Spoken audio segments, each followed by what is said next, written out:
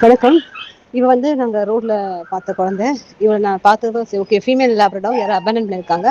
அதனால இவளை வந்து நாங்கள் சர்ஜரி பண்ணலாம் சொல்லிட்டு பார்க்குறப்ப இவள் ப்ரெக்னென்ட்டு.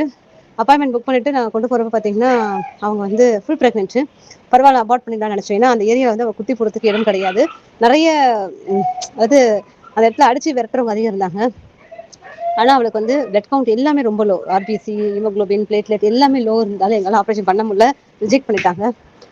எங்களால் ரோட்டில் விட முடியல. சரி, கொஞ்சம் அவளை வந்துட்டு வீட்டுக்கு கொண்டு வந்து மெடிசன்ஸ்லாம் கொடுக்கலாம் சொல்லிட்டு வீட்டுக்கு கொண்டு வந்துட்டோம். பார்த்தீங்கன்னா ஒரு 10 டேஸில் அவள் குட்டி போட்டுருவா சொன்னாங்க. 2 வீக்ஸ் சொன்னாங்க. 2 வீக்ஸில் வந்து பார்த்தீங்கன்னா வந்து கொஞ்சம் சாப்பிட நிப்பாட்டிட்டா. அப்புறம் வந்து கொஞ்சம் நார்மலாக இல்லை.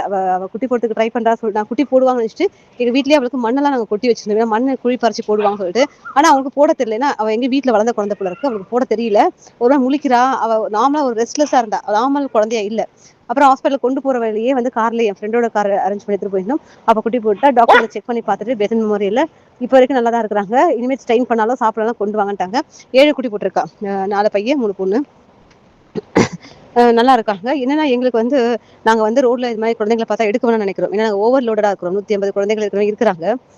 நீங்கள் பார்க்குறது வந்து வெறும் டாக்ஸ் மட்டும் தான் பார்ப்பீங்க. அது இல்லாமல் இருக்கிறாங்க பூனைகள், பறவைகள் எல்லாம் இருக்கிறாங்க. அப்போ வந்து நம்ம வந்து இவ்வளோ பேரை மெயின்டைன் பண்ணுறப்போ அது ரொம்ப கஷ்டமாக இருக்குது எங்களுக்கு. ஏன்னா நிறைய பேர் எடுங்க எடுங்க சொல்கிறீங்க. எங்களுக்கு அதுக்கு உண்டான மேன் பவர் எங்ககிட்ட கிடையாது.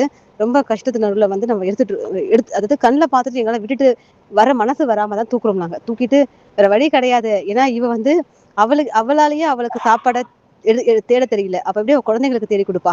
அந்த ஒரு ரீசனுக்காக நாங்கள் கொண்டு வந்துட்டோம். கொண்டு எங்கள் வீட்டில் தான் இருக்கிறான். இப்போ நல்லா தான் இருக்கிறான்.